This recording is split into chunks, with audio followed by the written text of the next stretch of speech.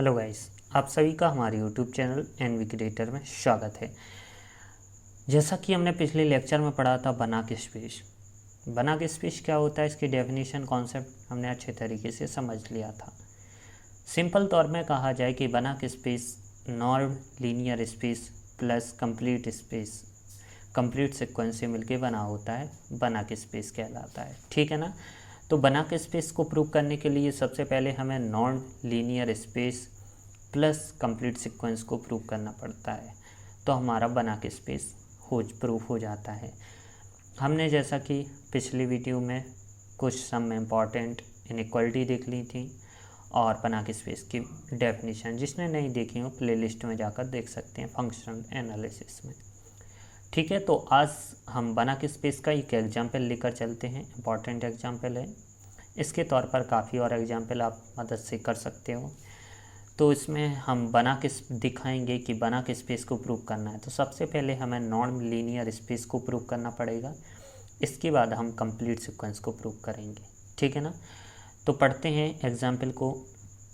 Prove that are की power N B ए Banach space, यानी सिद्ध करना है कि आर की पावर एन क्या होना चाहिए, Banach space. Under the norm define by norm of x to equal to summation i equal to 1 की power n mod of zeta i की पावर 2 का होल 1/2, वेयर एक्स, यहाँ जहाँ पर एक्स दिया गया है जीटा आई इक्वल टू 1 की power N equal to zeta 1 zeta 2 zeta 3 and so on zeta N, belongs कर रहा है आर की पावर एन पर।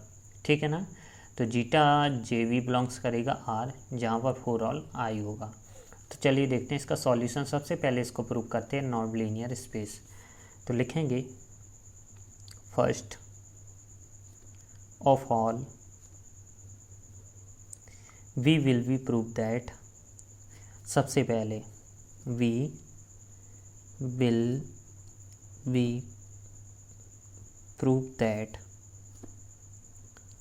सबसे पहले हम सिद्ध करेंगे कि आर की power n is normed linear space. ठीक है ना। हमने बता दिया था कि नॉन लीनियर स्पेस जहाँ भी बात आ जाए तो इसकी 3 कंडीशन होती हैं।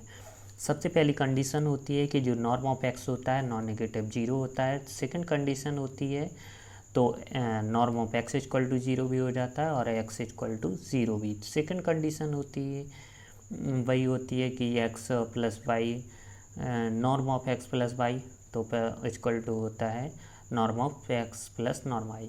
थर्ड कंडीशन इनइक्वालिटी की कंडीशन लगा देते हैं, ट्राइंगल इनइक्वालिटी। ठीक है ना। तो देखते हैं फर्स्ट कंडीशन।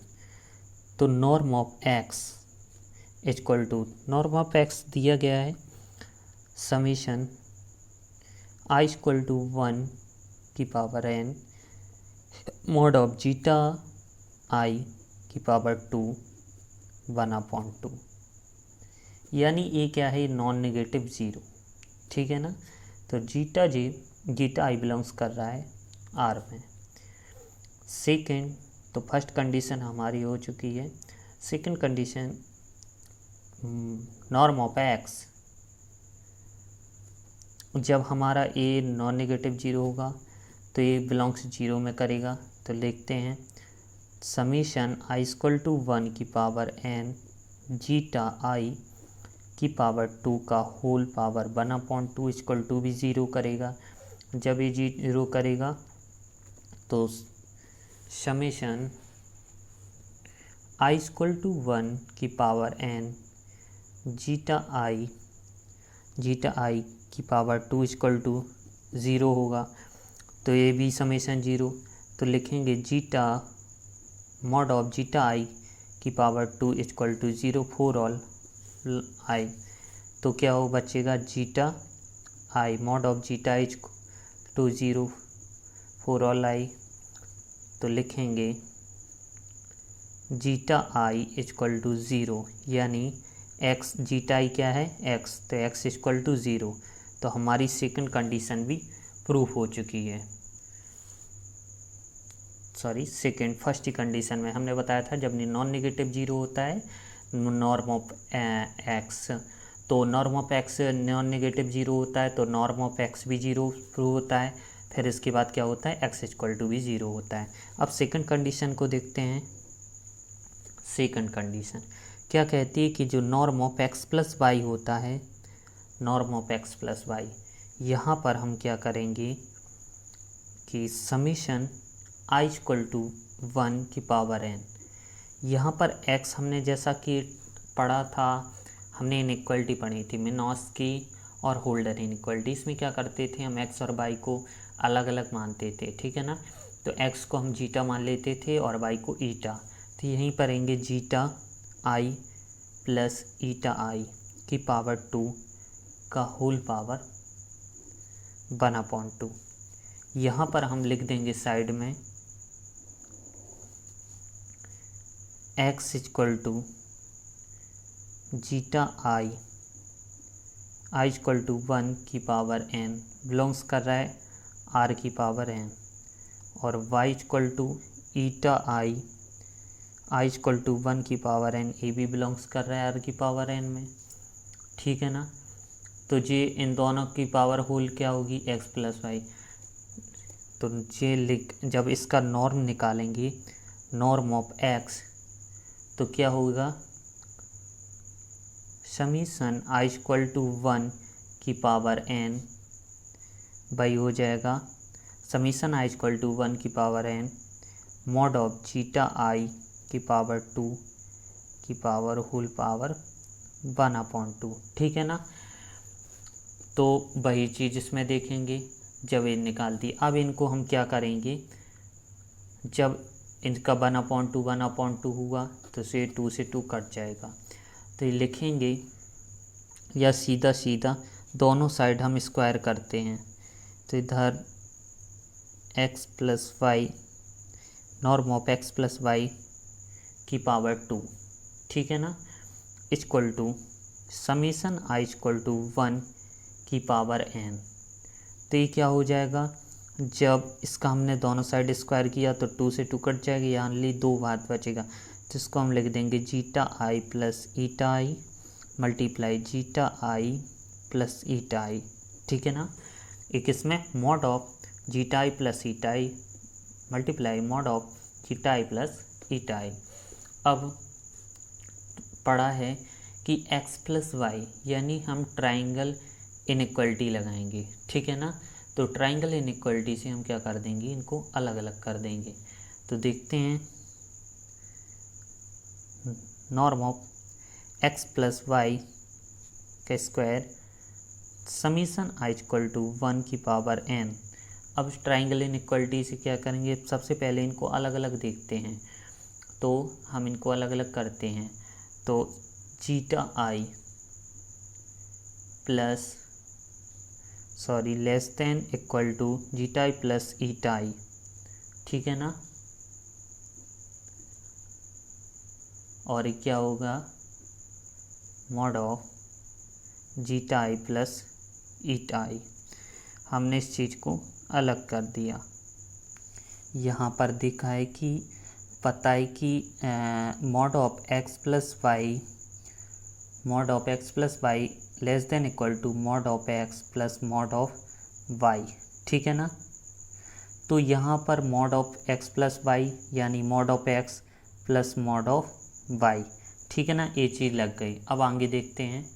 अब हमारा एक ट्राइंगल इनइक्वलिटी से आ गया था ना, तो अब क्या करते हैं, इसका अलग अलग मल्टीप्लाई कर देते हैं। तो देखते हैं, समीशन i इक्वल टू 1 की power n zeta i multiply zeta i plus eta i, ठीक है ना, plus summation i equal to 1 की power n eta i plus zeta i plus eta i, ठीक है ना।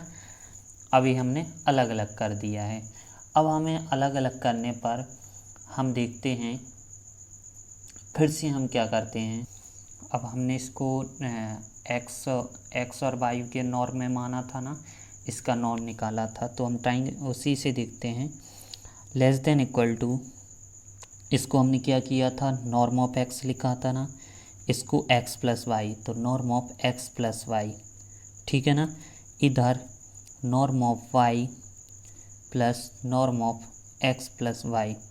अब दोनों में से कॉमन क्या आ रहा है, norm of x plus Y, तो निकाल लिया दोनों में से कॉमन, ठीक है ना। अंदर क्या बचा, norm of x plus norm of y, ठीक है ना। इधर क्या बचा, norm of x plus y का होल स्क्वायर। अब यहाँ देखते हैं, जैसा कि ये वेरिएबल हैं तो यहाँ से इसकी पावर बने तो एक पावर घट जाएगी, तो यहाँ पर बचेगा only norm of x plus y less than equal to norm of x plus norm of y। और ये हमारी सेकंड कंडीशन प्रूव हो चुकी है, ठीक है ना। तो कुछ नहीं किया है हमने, सेकंड कंडीशन के लिए x और y दो अलग अलग वेरिएबल लिए। इनको हमने, जैसा कि हमने होल्डर और मिनस्क की इनइक्वालिटी में पढ़ा था कि x और y को जीटा ईटा में लेते हैं, हमने अलग अलग लिया और इनका दोनों साइड, एक साइड वो साइड स्क्वायर कर दिया, इनको अलग अलग कर दिया, इनका मल्टीप्लाई किया, मल्टीप्लाई के बाद बॉन्ड निकाला, बॉन्ड के बाद पुनः उसका सब्स्टिट्यूट वैल्यू किया, दोनों में से कॉमन बेस किया, कॉमन बेस करने के बाद एक पावर लेस कर दी और हमारा सेकंड वाला प्रूफ हो चुका है। अब थर्ड देखते हैं, थोड़ा लेंथी है बट इसको करते जाइए आसान से, बहुत ही।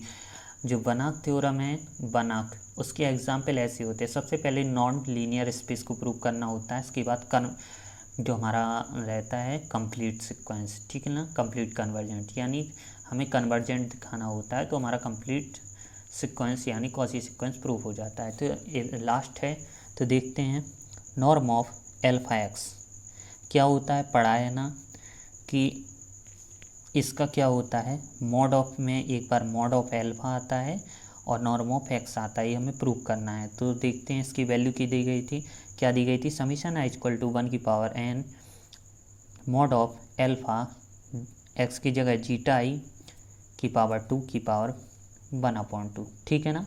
अब दोनों साइड वर्ग अलग निकाल देंगे, तो समीशन आई इक्वल टू 1 की power n mod of alpha square, ठीक है ना, तो mod of zeta I square की पावर 1/2। अब इसको हम बाहर निकालते हैं क्योंकि 2 से 2 कट जाएगा, तो और अकेला बचेगा मॉड ऑफ एल्फा, अंदर बचेगा समीशन आई इक्वल टू 1 की पावर n जीटा आई की पावर 2 की पावर 1/2। इसको हम गिवन फंक्शन से क्या लिख सकते हैं, गिवन हमें दिया गया है एल्फा एक्स, निकाला था ना हमने मॉर्फ ऑफ एक्स, ठीक है ना। तो ये हमारी थर्ड कंडीशन प्रूफ हो चुकी है, यही होती है ना। तो इन हैंस हम लिखेंगे लास्ट में, हैंस आर की power n is norm linear space, ठीक है ना। अब हम क्या करेंगे, प्रूफ क्या करेंगे, कंप्लीटनेस,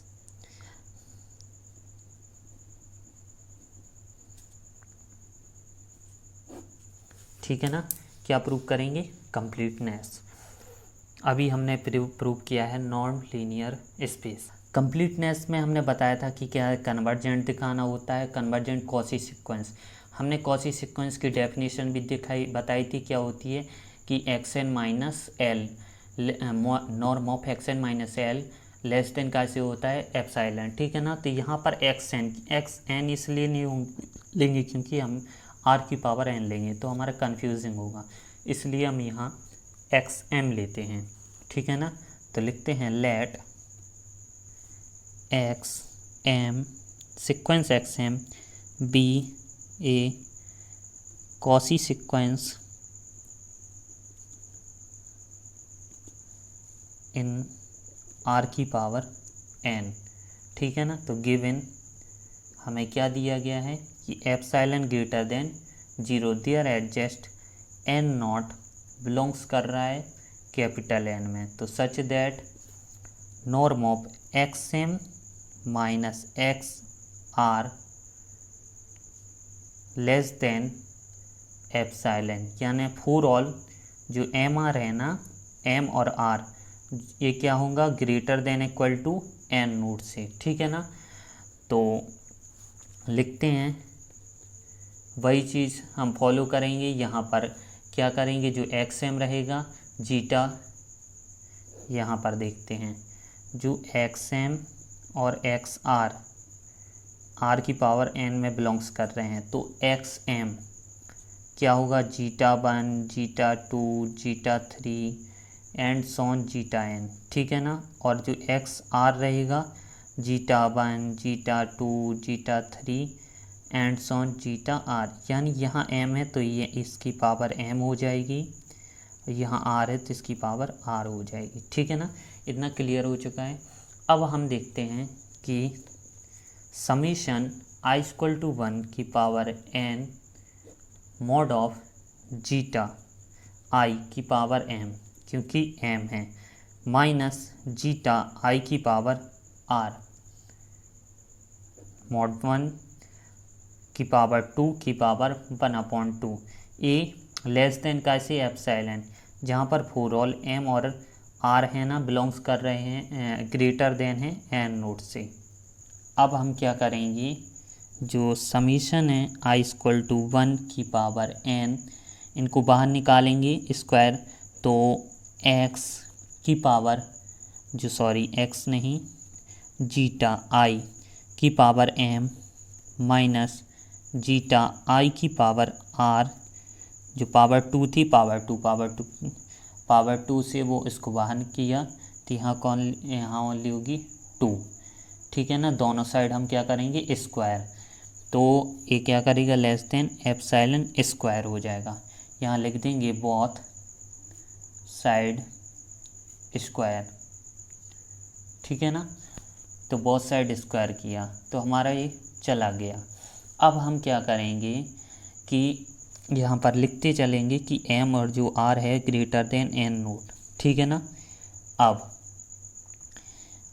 अब ये समीशन क्या होगा, चला जाएगा, तो यहाँ पर क्या बचेगा, मॉड ऑफ जीटा आई की power m minus zeta i की पावर आर की पावर 2 लेस देन एप्सिलॉन की पावर 2। ये फोर ऑल है एम और r greater than equal to n not, ठीक है ना। अब हम पावर से पावर को कैंसिल कर देंगे, तो mod of zeta i m minus zeta i r less than epsilon for all m और आर एन नोट से। तो ये हमारा क्या हो दिखा दिया इसने कि हमारा क्या है, ये कॉसी सीक्वेंस है, किस में है, कैपिटल आर में है। तो लिख देंगे sequence zeta i m is Cauchy sequence in r, ठीक है ना। तो कॉसी सीक्वेंस आर है, तो zeta i m belongs to zeta i tends to zeta i belongs to r, तो इसलिए आर इज क्या हो जाएगा, कंप्लीट। अब लेट करेंगे किसके लिए, एन के लिए, तो x equal to zeta 1 zeta 2 zeta i and so on zeta n, ये किस में कर रहा है, बिलोंग्स आर की पावर एन में। तो now norm of x m minus x summation i equal to 1 की power n zeta i m minus zeta i की पावर 2 की पावर 1/2, ये बिलोंग्स 0 में है, तो एज एम बिलोंग्स इन्फिनिटी में। तो लिखेंगे जब x m minus x belongs 0 में कर रहा है, तो एज एम बिलोंग्स किस में, इन्फिनिटी में। तो एक्स एम जब 0 है तो साइड जाएगा, तो किस में होगा, एक्स में, एज एम इन्फिनिटी। तो x m belongs x m tends to x belongs to r की पावर एन। तो यहाँ पर लिख देंगे कि हमारा आर की power n is complete sequence.